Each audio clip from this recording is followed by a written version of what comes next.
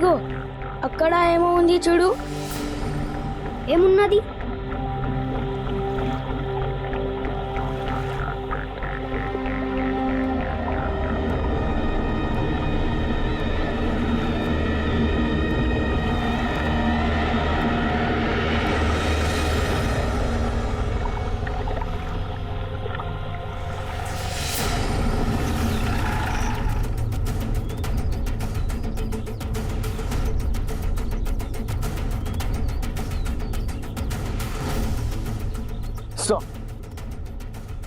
ఈ బాడీ 8-10 మధ్యాహ్న సంవత్సరాల పిల్లగాడిది. మొత్తం బాడీ డిస్కంపోజ్ అయింది. आंध्र प्रदेश के कुरनूल गांव की पुलिस को नदी में बहकर आई एक 10 साल के बच्चे की लाश मिली। लाश पूरी तरह से सड़ चुकी थी, जिससे वहां की पुलिस ने यह अंदाजा लगाया कि बच्चे की मौत 10 से 15 दिन पहले हुई है। बारिश की वजह से नदी की धारा तेज थी, जिससे पुलिस को यह भी अंदाजा हुआ कि लाश महाराष्ट्र से बहकर आंध्र प्रदेश तक पहुंच गई है।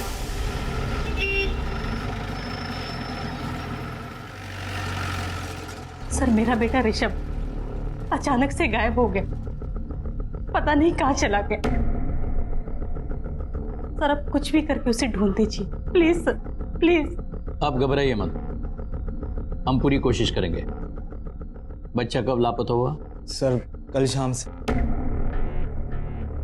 कहाँ से गायब हुआ? कल शाम अपने आया के साथ गार्डन गया था।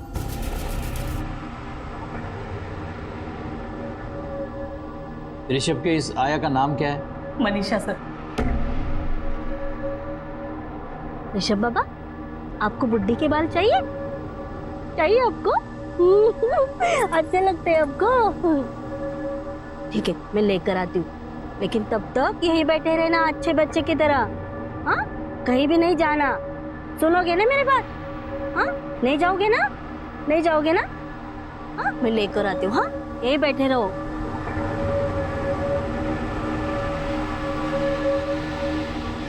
आपका बेटा मानसिक रूप से?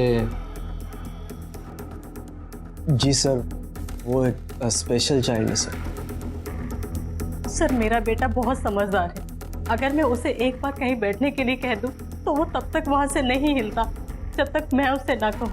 और फिर मनीषा के वापस आने तक वो खुद कहीं उठ के चला जाए, इसका तो सवाल ही पैदा नहीं होता। सर, हमने उसे हर जगह पे ढूंढा सर, पर वो कहीं नहीं मिला। फिरौती के लिए किसी का फोन आया था? जी नहीं सर। आपको किसी पे शक है जो ऐसा कर सकता हो? नहीं सर, ऐसा तो कोई नहीं है। ये केयरटेकर मनीषा? नहीं सर, मनीषा ऐसी औरत नहीं है। मैंने इसलिए पूछा क्योंकि मनीषा ही है जिसने उसे आखिरी बार देखा है, इसलिए उससे पूछताछ करना जरूरी है। कहाँ मिलेगी मनीषा?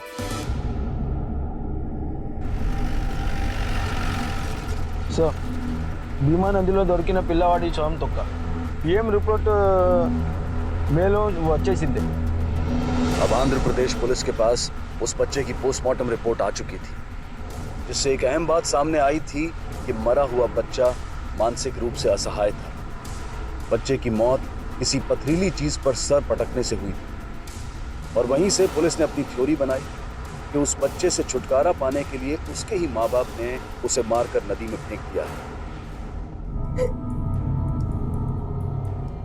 चल, नाटक बंद कर, बोल बच्चे के साथ क्या किया? कहाँ छुपा के रखा है या मार डाला उसे? साहब, मैं ऋषभ बाबा को माँ के जैसा प्यार करती थी साहब, उसका बहुत ख्याल रखती थी। मैं कह को उसको ये फिल्मी डायलॉग बंद कर। हम अपने पे उतर आ गए ना, तो ये ममता 2 मिनट में निकल आएगी बाहर। मैं सच बोल रही साहब, मैं झूठ नहीं बोल रही है। अब चाहे तो मैम सबको पूछो ना साहब। हाँ, मेम साहब से भी पूछेंगे। तुझे जो पूछा है वो बोल पहले। मेरे को नहीं मालूम है साहब कि बाबा किधर चला गया हो या बाबा को कोई लेकर गया। साहब, मैं 3 महीने से उसको गार्डन में लेकर जाती है, तब तो ऐसा कुछ भी नहीं हुआ साहब। पता नहीं हमें कैसा हो गया साहब। हमने बहुत ढूंढा बाबा को। कहाँ ढूंढा तीनों ने? नहीं साहब, हम 2 ही थे, मैम साहब और मैं। क्यों, ऋषभ के पिता नहीं थे क्या? साहब तो पुणे में थे साहब। कुछ दिन पहले कंपनी की तरफ से साहब का ट्रांसफर हो गया है साहब, तब से पुणे में ही है। अब बस मैं और मैम साहब ही है साहब। और बाबा, लेकिन ठीक है, अभी तुम जा सकती हो, लेकिन हमें पूछे बगैर शहर के बाहर नहीं जाना। हाँ सर।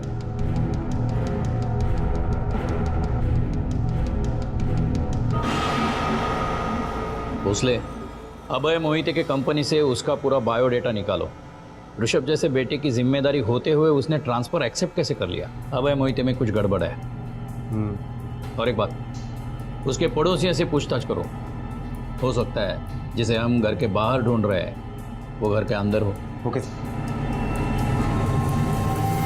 वो कुछ 5 साल पहले इस कॉम्प्लेक्स में रहने आए थे, तभी से मैं उन्हें जानता था। उन दोनों पति पत्नी के बीच में कभी कुछ झगड़ा ऋषभ को लेकर? हाँ सर, शुभांगी ने एक बार बताया था ऋषभ जब 3 साल का था तो अभय को दूसरा बच्चा चाहिए था, लेकिन वो डरती थी कि दूसरा बच्चा आने से ऋषभ की देखभाल में कुछ कमी ना रह जाए, इसलिए उन दोनों में हमेशा खटपट होती थी। हमें पता है आपको ऋषभ से प्रॉब्लम था, लेकिन और कोई तरीका नहीं बचा उससे दूर जाने का, तो आपने अपना ट्रांसफर करवा लिया पूना में। सर आप ये कैसी बातें कर रहे हैं? इन्होंने तो अपना ट्रांसफर रोकने की पूरी कोशिश की थी, पर कंपनी ने कोई ऑप्शन ही नहीं छोड़ा। मिस्टर अभय खरे है? वो सर खरा है, मैंने बहुत कोशिश की। लेकिन हमने तो आपके कंपनी के मैनेजर से बात कर ली तो उसने कहा आप खुद आगे आए थे ट्रांसफर के लिए, बल्कि उसने तो एप्लीकेशन भी दिखाया आपने किया हुआ।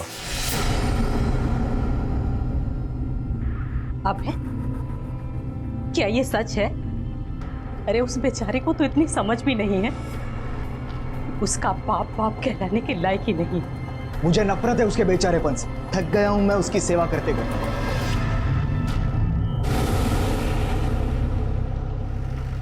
सर मुझे तो लगता है कि ऋषभ को अभय ही कहीं पर छोड़कर आया होगा, क्योंकि उसे पता है कि ऋषभ वापस लौटकर नहीं आ सकता। अभी किसी नतीजे पर पहुंचना मुश्किल है। हाँ, एक बात तय है कि अभय कुछ ना कुछ तो छुपा रहा है और उसका पता लगाने के लिए हमें उस पर नजर रखनी पड़ेगी।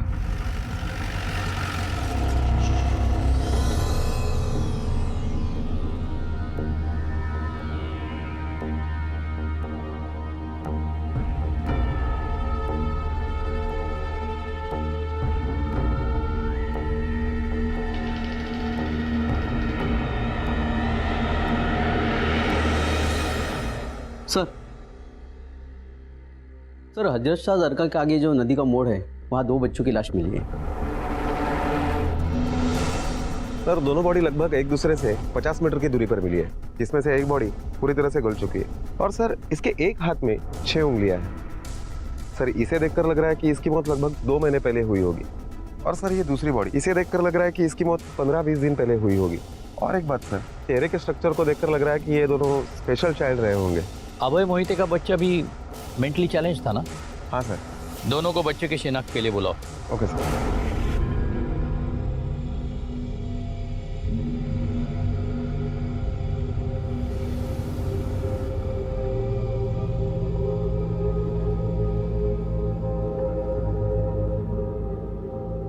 नहीं, ये हमारा ऋषभ नहीं।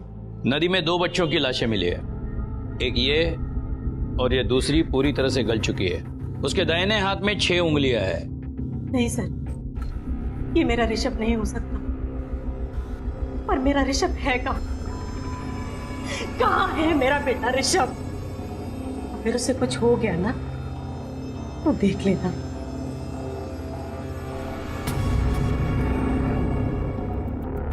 पोस्टमार्टम रिपोर्ट के मुताबिक दोनों बच्चों की मौत सिर किसी पत्थर से टकराने से हुई है। दोनों बच्चे मेंटली चैलेंज्ड है। एक मेंटली चैलेंज बच्चा गायब है। इसका मतलब भोसले इस तरह के कत्ल की और भी खबर आ सकती है। ये दोनों बच्चे कौन हैं? हमारे पास सिर्फ ऋषभ की रिपोर्ट है। भोसले एक काम करो, सभी पुलिस स्टेशन से ये चेक करो कि कहाँ और कितने मेंटली चैलेंज बच्चों की मिसिंग कंप्लेंट आई है। और ये स्पेशल चाइल्ड के स्कूल और संस्थाओं में देखो कि 6 उंगलियों वाला कोई बच्चा स्टूडेंट था या नहीं। ये 6 उंगलियां उस बच्चे की पहचान करने में हमें मदद करेगी। Okay sir.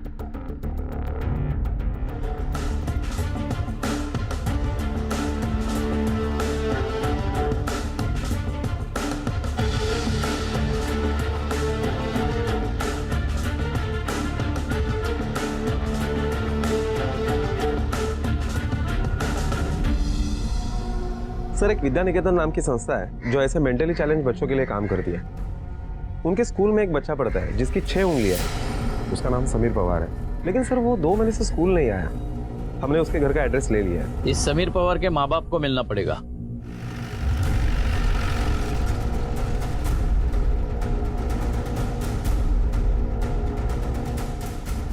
घर पे तो ताला लगा हुआ है। हाँ सर।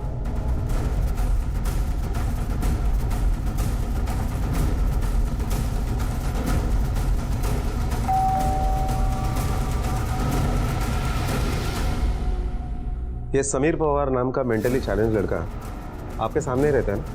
हो सर. क्या बता सकते हैं वो लोग कहाँ गए? सर आनंद पवारने दुसरी शादी की आणि फिरायला गेला तो. क्या समीर को भी साथ में लेके गए? साहब 1.5-2 महीने से तो मैंने उसको देखा ही नहीं है. किधर गया पता नहीं. बेचारा बच्चा. देखो ना साहब उसका भी नसीब कैसा. पैदा ही ऐसा हुआ और उसके बाप को तो उसकी कुछ फिक्र ही नहीं है. वो सिर्फ खुद की सोचता है. बीबी को 1 साल भी नहीं हुआ मर के, उसने दूसरा शादी कर लिया और घूमने के लिए गया. क्या बता सकते हैं वो वापस कब लौटेंगे? कल तक आ जाएंगे.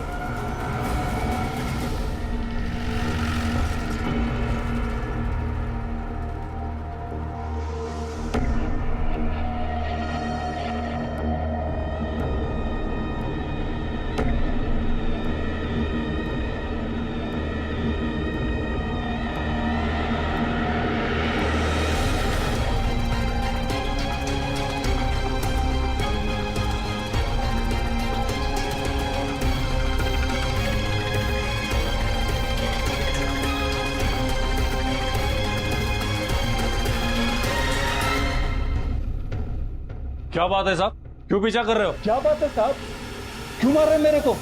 तुम्हारा 8 साल का बेटा समीर पवार मेंटली चैलेंज्ड है, कहाँ है? साहब मालूम नहीं किधर है वो. एक दिन गायब हुआ, तब से मिला नहीं मुझे. उसे ढूंढने की बजाय दूसरी शादी बनाकर हनीमून में बिजी है तू. साहब ये शादी समीर गायब होने के पहले से ही तय थी. समीर गायब होने का इस शादी से कोई संबंध नहीं साहब. मैं बहुत परेशान था साहब समीर की जिम्मेदारी उठा के, लेकिन जब समीर गायब हो गया तो मुझे लगा मुझे मुक्ति मिल गई, इसलिए मैंने कंप्लेंट भी नहीं लिखवाई साहब. और साहब वो ठीक भी नहीं होने वाला. तेरे जैसा बाप होने से बेहतर है वो अनाथ होता, और तुझे उससे मुक्ति मिल गई है. उसकी लाश मिली है हमें. अब तेरे बेटे का अंतिम संस्कार तू करेगा या उससे भी मुक्ति चाहिए? छुटकारा चाहिए तो बोल. हम करेंगे उसका अंतिम संस्कार, वो भी भरी हुई आंखों से.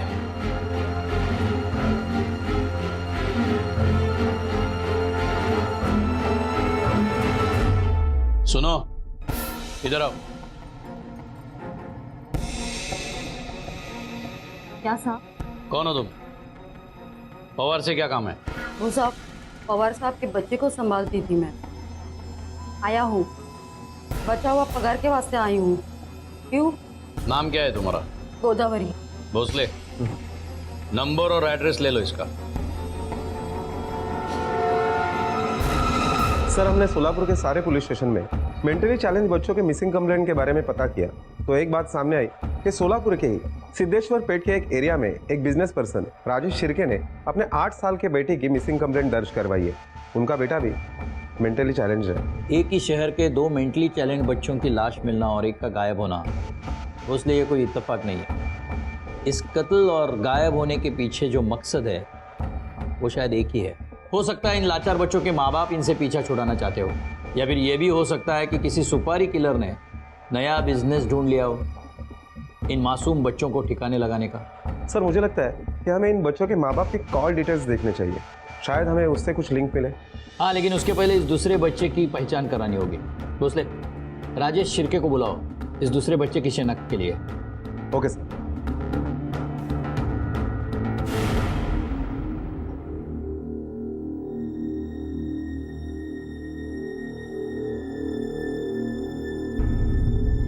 सौरभ,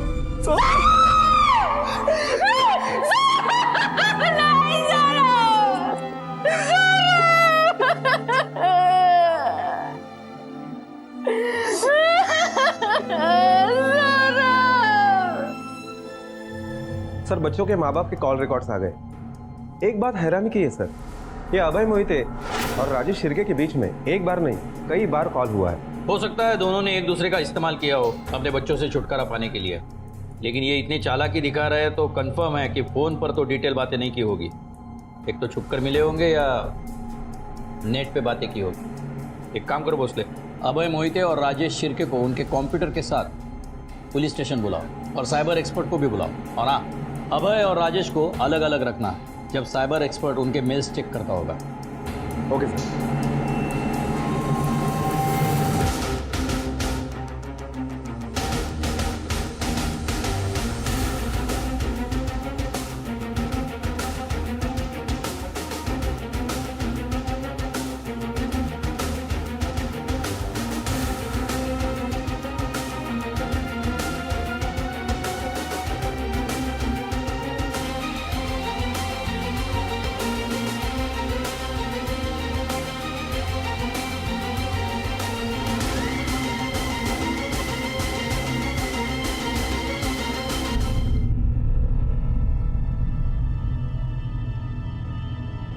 तुम राजेश शिर्के को जानते हो? मैं किसी राजेश शिर्के को नहीं जानता। ये तुम्हारे मोबाइल के कॉल रिकॉर्ड्स, ये नंबर तो पहचानते होगे। ये अभय मोहिते कौन है? अभय मोहिते, ये नाम तो मैंने कभी सुना भी नहीं। ये नाम तुमने कभी सुना नहीं, लेकिन उसके साथ नेट पर अपने बेटे के बारे में, सौरभ के बारे में सारी बातें शेयर कर ली। सर, बिजनेस की वजह से मैं बहुत सारे लोगों को मिलता हूँ, उनसे बात करता हूँ, सबके नाम मुझे याद नहीं रहते। तो तुम अभय मोहिते को नहीं जानते? जी नहीं जानते। चलो मान लिया ये नंबर तुम नहीं जानते। अपने मोबाइल से ये नंबर डायल करो।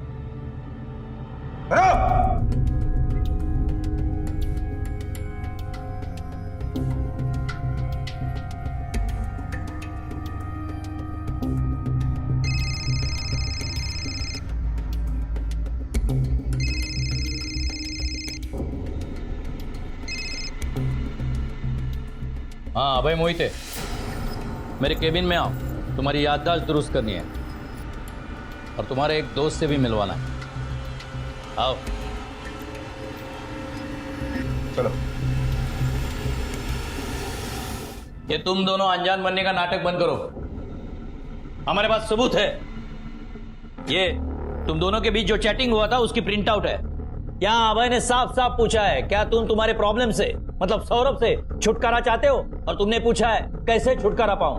अब साफ साफ बताओ। इंस्पेक्टर साहब, ऐसे चैट रूम्स में कोई अपना असली नाम लेकर नहीं आता, और मुझे सचमुच नहीं पता था कि मैं अभय मोहिते से, मतलब अगर ये अभय मोहिते है तो इनसे बात कर रहा हूँ। और चलिए मान लिया कि मैंने मैसेज किया, ये कैसे डिसाइड हुआ कि मैं जिस प्रॉब्लम के बारे में बात कर रहा हूँ वो मेरा बेटा सौरभ है? अगर तुम कंफ्यूज थे कि सामने वाला तुम्हारा प्रॉब्लम कोई और समझ रहा है तो उसे क्लियर करने की बजाय ये कैसे पूछ लिया कैसे छुटकारा पाऊं? यही नहीं, इस चैटिंग के बाद तुम दोनों में फोन पर भी बातें हुई है बहुत बार, ये देखो। उसके बाद तुम दोनों मिले, अपने अपने प्रॉब्लम सॉल्व करने के लिए आपने प्लानिंग की। दोनों ने एक दूसरे के बच्चों को गायब किया, जिसमें से सौरभ मर चुका है और ऋषभ का पता नहीं। अब साफ साफ बोलते हो या हम बुलवाए? एक मिनट इंस्पेक्टर साहब, आप एक दुखी और मजबूर बाप पर इल्जाम लगा रहे हो। 8 साल से हमने सौरभ की किस तरह देखभाल की, यह सिर्फ हम जानते हैं। 1 मिनट के लिए उसे अपने आंखों से दूर होने नहीं दिया, क्योंकि हम जानते थे कि वो 1 सेकंड भी अपना ख्याल नहीं रख सकता था। हाँ, मैं मानता हूं कि मैं और मेरी बीवी हम दोनों एक दूसरा एक नॉर्मल बच्चा चाहते थे। सेकंड प्रेगनेंसी के वक्त 16th वीक में हमें पता चला कि हमारा दूसरा बच्चा भी नॉर्मल नहीं है। मेडिकल कंसेंट से हमने अबॉर्शन करवाया। सर, अब मेरी बीवी तीसरी बार प्रेग्नेंट है। हम दोनों सौरभ के दुख से बाहर नहीं निकले, और ना ही इस डर से कि हमारा तीसरा बच्चा भी पहले दोनों बच्चों की तरह ना हो। आप मुझे समझने के बजाय मुझ पर यह इल्जाम डाल रहे हो कि मैंने ही अपने बच्चे का कत्ल किया। आप अपना फेलियर हम दोनों पर क्यों थोप रहे हो? सर, मैं मानता हूं कि मैंने राजेश को फ़ोन किया था, पर तब मैं इनका नाम और कंडीशन नहीं जानता था। मुझे सिर्फ अपने सॉल्यूशन से मतलब था।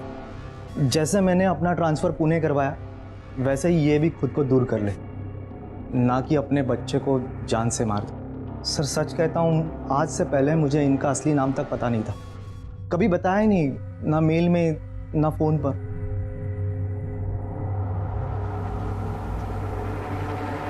को अंदर करने के लिए हमारे पास कोई सबूत नहीं है, भोसले, या तो हमारे इन्वेस्टिगेशन में कुछ कमी है या फिर ये दोनों बहुत शातिर है। सर मुझे तो लगता है कि ये दोनों इनोसेंट बनने का नाटक कर रहे हैं। 2 डंडे पड़ेंगे ना, सब कुछ सच उगल देंगे।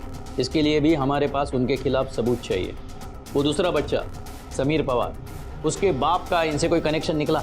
नहीं सर, हमने उसके भी सारे कॉल डिटेल्स और इंटरनेट हिस्ट्री निकलवाई, लेकिन इनके साथ उसका कोई कनेक्शन नहीं निकला। इन दोनों मर्डर्स को लेकर मेरा ऐसा यकीन है ये यहीं पे नहीं रुकने वाला। कुछ और बच्चे भी इसका शिकार होने वाले हैं या फिर हो चुके हैं।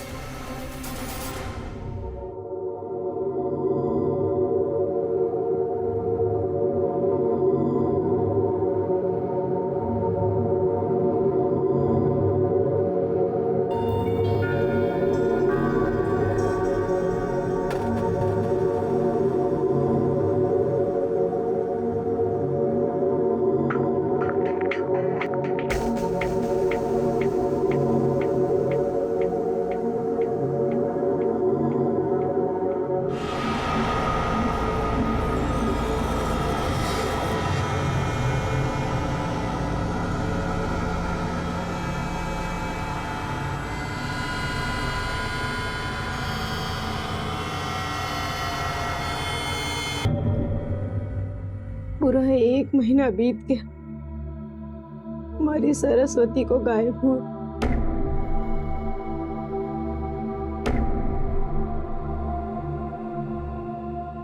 और तुम पर तो कोई फर्क ही नहीं पड़ता ना। मुझे तो ये भी नहीं मालूम कि मैं खुश हूं या दुखी। बस इतना जानता हूं कि खाने वाला एक मुंह कम हुआ।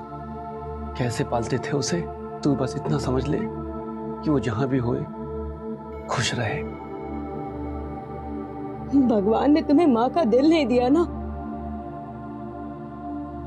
दिया होता तो पता पड़ता। मुझे बस इतना मालूम है कि मुझे मेरी बच्ची वापस चाहिए। मैं अब उसका और इंतजार नहीं कर सकती। मैं आज के आज पुलिस के पास जाऊंगी। सर आपका शक बिल्कुल सही निकला। सोलापुर के आसपास सेम 3 केस का एविडेंस मिला है। कर्नाटक के गुलबर्गा में एक नदी में 8 साल के बच्चे की लाश मिली और आंध्र प्रदेश में एक 10 साल के बच्चे की लाश मिली। दोनों ही बच्चे मेंटली चैलेंज थे। दोनों ही स्टेट में किसी ने भी मेंटली चैलेंज बच्चे की मिसिंग कंप्लेंट नहीं लिखवाई थी, इसलिए पुलिस ने उनका अंतिम संस्कार किया। और सर उजनी नदी के डैम एरिया में एक एनजीओ ने मेंटली चैलेंज बच्चे की मिसिंग कंप्लेंट लिखवाई। वो बच्चा अकेला था, कोई रिश्तेदार नहीं था, सड़कों पर घुमा करता था, इसलिए वही एनजीओ उसकी देखभाल करता था। इसका मतलब 7 मासूम बच्चे इस जंगल में फंसे हैं। भोसले, आंध्र प्रदेश और कर्नाटक के पुलिस से कोऑर्डिनेट करो और नदी के एग्जैक्ट लोकेशन लो जहां ये डेड बॉडीज मिली है। Yes sir. और एक बात, मुझे महाराष्ट्र के सारे नदियों के मैप्स चाहिए। नदी के इस रूट में काफी कुछ छुपा हुआ होगा। पता नहीं कितने मासूम बच्चे शिकार हुए हैं और कितने होने बाकी है। Okay sir.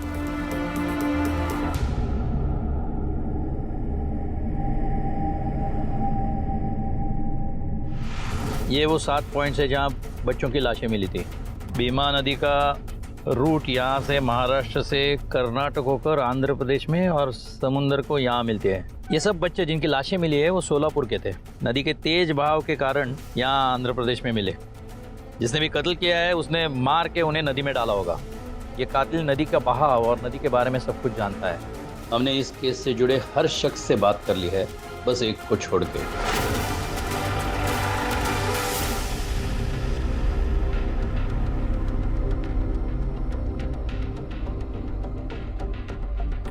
क्या हुआ साहब? आपसे कुछ सवाल पूछने थे। हाँ। आप वो पवार का बच्चा समीर पवार की देखभाल करते थे ना? जी साहब। अच्छा, आपने वो काम समीर गायब होने से पहले छोड़ा था या बाद में छोड़ा था? मैंने काम नहीं छोड़ा साहब, वही मेरे को निकाल दिया। मेरे आने तक तो समीर बाबा उधर ही था, उसके बाद क्या हुआ मालूम नहीं साहब। मतलब तुम्हें पता नहीं है समीर मर चुका है? उसी दिन पता चला साहब, जिस दिन मैं बचा हुआ पगार लेने गई थी। पवार साहब ने खुद मेरे को बोला, बहुत मासूम बच्चा था साहब, बाप का ध्यान ही नहीं था उसकी तरफ। अच्छा, आप काम छूटा है तो गुजारा कैसे चलता है तुम्हारा? काम तो किधर ना किधर मिल ही जाएगा साहब। मैं चलूं, मेरे को देर हो रही है।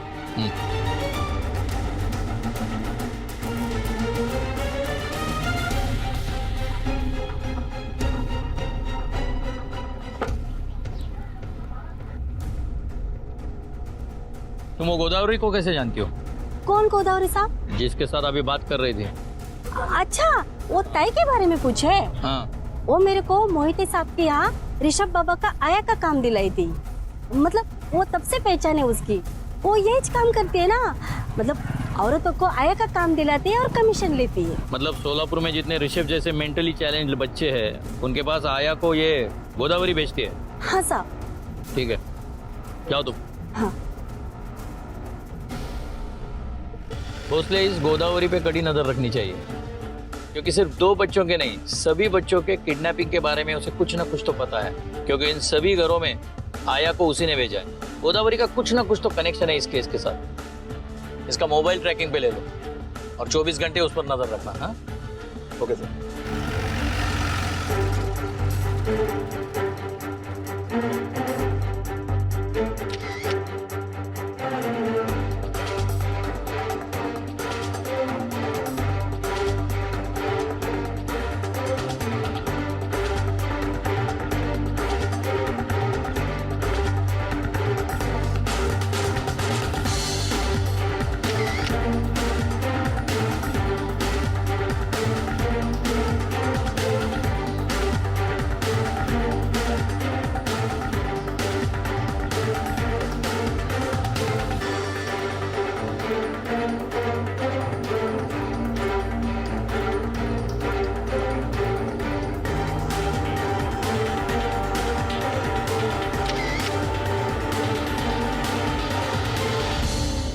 सर, बच्चों के बारे में गोदावरी को यही प्यून इन्फॉर्मेशन देता है।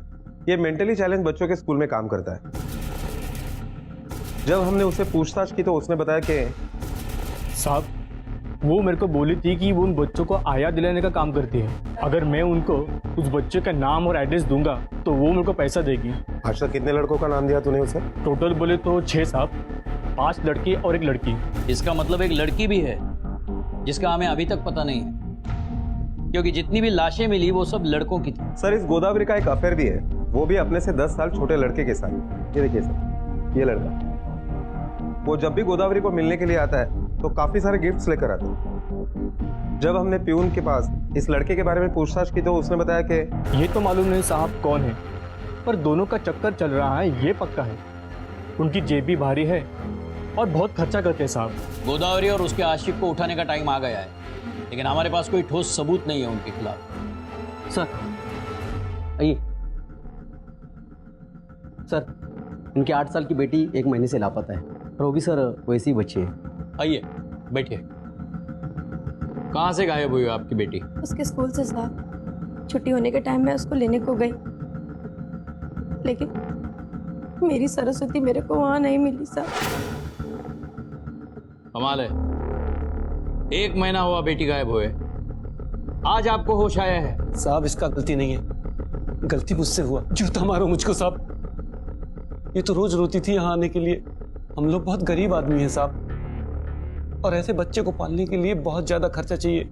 मैं हमेशा भगवान से प्रार्थना करता था कि उसको अपने पास बुला लूं, और जब वो गायब हुई तो मुझे लगा कि भगवान ने मेरा दुख सुन लिया। इस औरत को कभी तुम दोनों ने देखा है?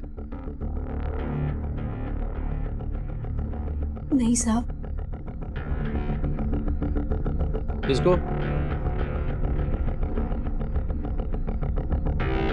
हाँ साहब, साहब ये मेरे घर आया था साहब। घर आया था? क्यों? लीजिए, धन्यवाद। बैठिए।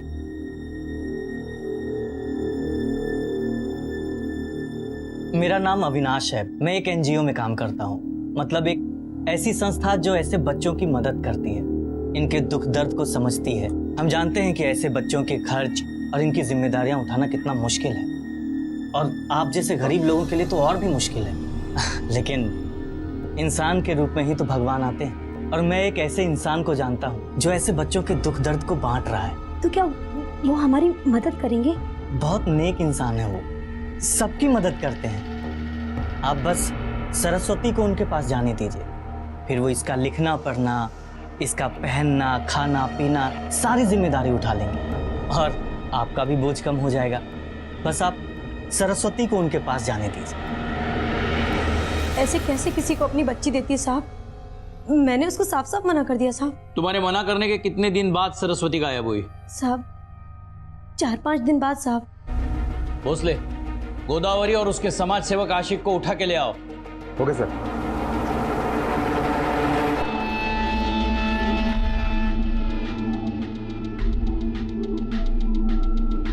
साहब मेरे को कुछ भी मालूम नहीं अविनाश ने उन बच्चों के साथ किया क्या।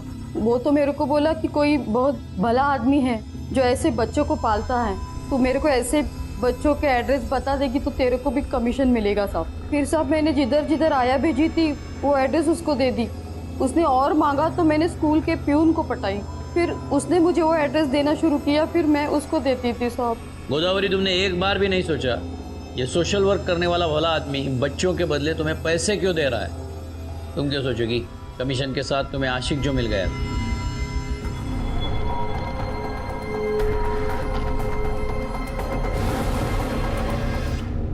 खुद बोलेगा या हम बुलवाएं? भोसले, मैं बताता हूँ साहब, बताता हूँ। एक आदमी है साहब जिसे मेंटली चैलेंज्ड बच्चे चाहिए थे और मैं ऐसे बच्चे किडनैप करके उसे देता था साहब, और उसके बदले वो बहुत अच्छे पैसे देता था साहब। कौन आदमी?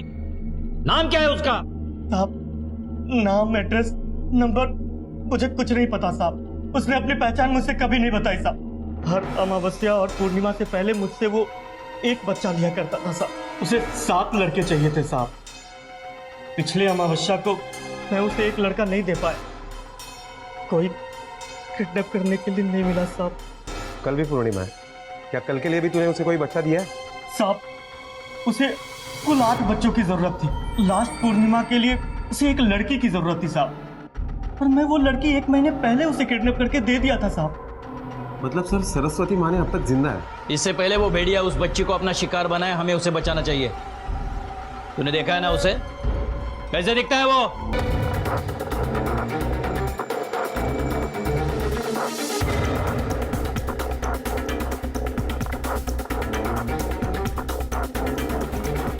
देख, उस बच्ची को बचाने के लिए हमारे पास टाइम बहुत कम है। अगर तूने गलत हुलिया बताया ना तो वो जब पकड़ा जाएगा, तुम्हारा जेल में रहने के लिए इंतजाम अभी कर देता हूं मैं, समझे? बता जल्दी।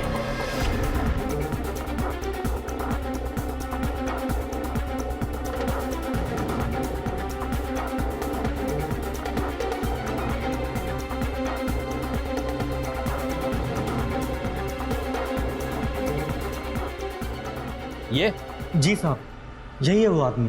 भोसले, टाइम बहुत कम है, इसे पकड़ने के लिए मोबाइल ट्रैकर की जरूरत पड़ेगी। Okay sir.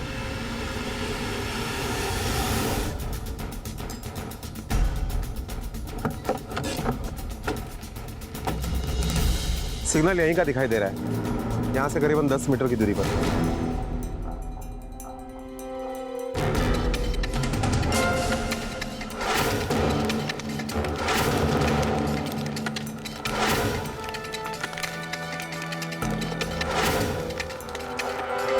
सर सिग्नल की स्ट्रेंथ पूरी आ रही है, इसका मतलब है वो लोग पक्का यहीं पर है। ठीक, बैटरी बंद करो, चलो।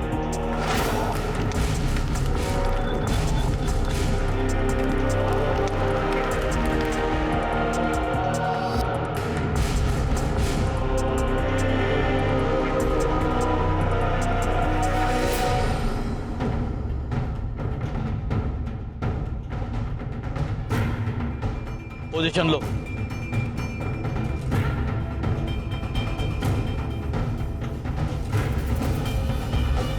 Hands up.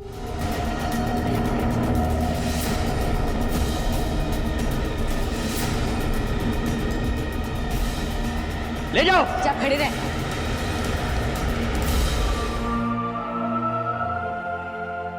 इतने सारे बच्चों को क्यों मारा तुमने? एक अच्छे तंदुरुस्त संतान की प्राप्ति के लिए, जो सौरभ की तरह हम पर बोझ ना बने। बस कि डॉक्टर ने भी जवाब दिया था कि अब सारे बच्चे ऐसे ही पैदा हो। और ये तंदुरुस्त बच्चा पाने का तरीका किसने बताया तुमने? मेरी बीवी ने। ये मुझे एक तांत्रिक के पास ले गई।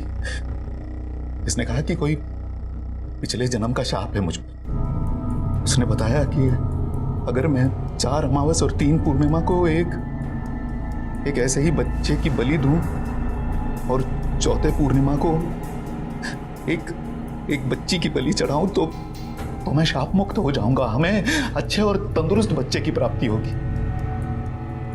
इसके बहुत जिद करने के बाद ही मैं ये सब करने के लिए मान गया। और तुमने अविनाश से बच्चे किडनैप करवाए, लेकिन उसने तो तुम्हें 6 लड़के दिए थे। ये 7वां बच्चा कहां से आया? वो मेरा बेटा सौरभ था। सिर्फ एक बच्ची की बलि बाकी। अगर आप लोग हमें नहीं पकड़ते तो वो भी पूरी हो। अपने खुद के बेटे की बलि चढ़ाई तुमने? तुम लोग इंसान नहीं हो और यहां बाहर रहने के लायक नहीं हो।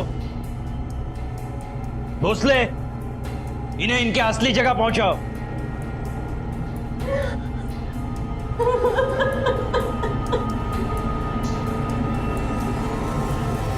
हमारे संविधान में हर नागरिक के पास समान अधिकार हैं, लेकिन जब भी कोई सामान्य से अलग दिखने वाला सामने आता है तो या तो मन में दया भाव उमड़ते हैं या फिर घिन आती है। सामान्य आदमी ऐसे लोगों पर समानता का अधिकार वर्जित समझता है और इसके परिणाम घातक होते हैं। इंसान अपने ही बच्चों को खा जाता है और जानवर से भी बदतर श्रेणी में पहुंच जाता है। और यही किया था राजेश और उसकी पत्नी ने अपने और दूसरों के मासूम बच्चों के साथ। राजेश शिर्के को 7 बच्चों के कत्ल के लिए, राजेश की पत्नी को जुर्म को उकसाने के लिए और उसमें भागीदार होने के लिए, और अविनाश को बच्चों को अगवा करने के लिए कड़ी सजा हुई। इंसान आज भी अंधविश्वास, अहंकार, द्वेष और ईर्ष्या जैसी विकृतियों का गुलाम है। इंसान और समाज को सिर्फ बाहर से ही नहीं बल्कि भीतर से भी आजाद होने की जरूरत है, और तभी पूरा होगा हर व्यक्ति और देश का पूर्ण स्वराज का नारा। मानसिक रूप से असहाय 7 बच्चे इसी दरिंदगी का शिकार बने आजाद हिंदुस्तान में। अब मैं अनूप सोनी आपसे विदा लेता हूं। फिर मुलाकात होगी अगले एपिसोड में जुर्म की एक और कहानी के साथ। तब तक अपना और अपने परिवार का ख्याल रखें और देखते रहें क्राइम पेट्रोल डायल 100। सबक 1 को सीख हम सबको। जय हिंद।